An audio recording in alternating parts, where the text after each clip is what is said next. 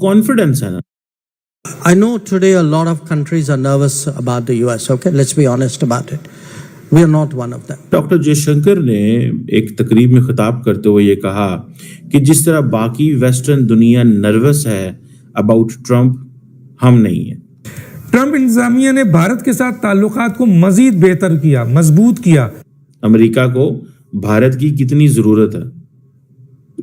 And then ये जो मैंने आपको बताया, ये जो कॉन्फिडेंस है ना, ये कॉन्फिडेंस नहीं आपको मिलेगा जो इंडिया के पास है। पाकिस्तान से हवाले से डोनाल्ड ट्रंप की जो पिछली सदारत थी, पाकिस्तान और अमेरिका के ताल्लुकात में हमने तनाव देखा। ट्रंप नहीं छोड़ेगा भाई, ट्रंप नहीं छोड़ेगा।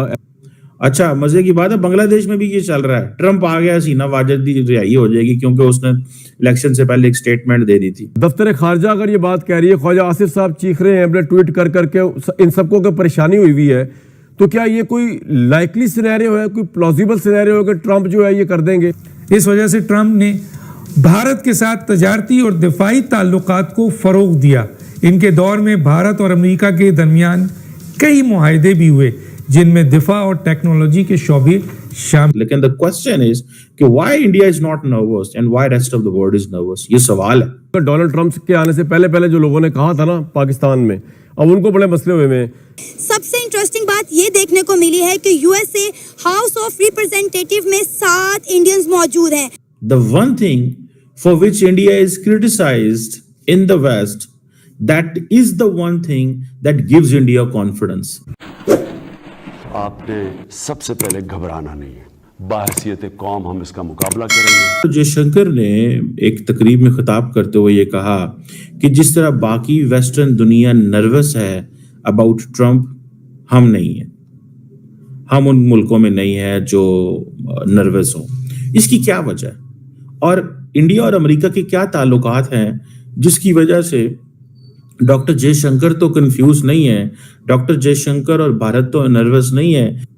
देखें, जिस चीज पे the one thing for which India is criticised in the West, that is the one thing that gives India confidence and that is strategic autonomy. जिस चीज के ऊपर सारी की सारी दुनिया ये कहती है ना कि भाई साहब आप जो है ये जो स्ट्रेटेजिक ऑटोनॉमी की बात करते हो ये हमारी समझ में नहीं आ रही। आप रशिया से भी ताल्लुकात रखते हो, अब तो वेस्टर्न्स ने ये बात खुला शुरू कर दी ना कि आप रशिया से भी ताल्लुकात रखते हो, आप चीन से भी $125 अरब की ट्रेड करते हो, आप अमेरिका से भी $200 अरब की ट्रेड करते हो। ज्यादा से ज्यादा ये डोनाल्ड ट्रंप क्या कर सकते हैं? तो ये जो डाइवर्सिफिकेशन है फॉरेन पॉलिसी के अंदर, ये जो इंडिया की जो फॉरेन पॉलिसी है, इट इज नॉट जस्ट जैसे हमारे यहाँ है ना, ट्रंप आ गया इमरान खान चढ़ा देंगे।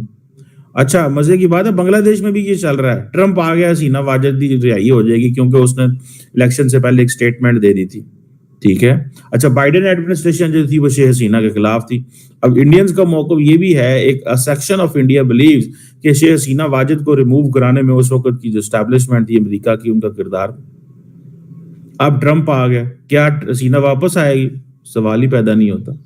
उसकी वजह ये है कि मतलब ये पीपल, लोग कैसे ट्रंप उनके खिलाफ तो नहीं जा सकेंगे ना। बहरहाल वो एक separate question, I am not discussing that question, उसको मैं डिस्कस करूंगा सेपरेट किसी वक्त। लेकिन द क्वेश्चन इज कि why India is not nervous and why rest of the world is nervous, ये सवाल है।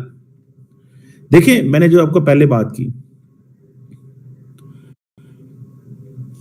चाइना एंड इंडिया जो है ना, ये इमर्जिंग एशियन इकोनॉमीज हैं। ठीक है जी।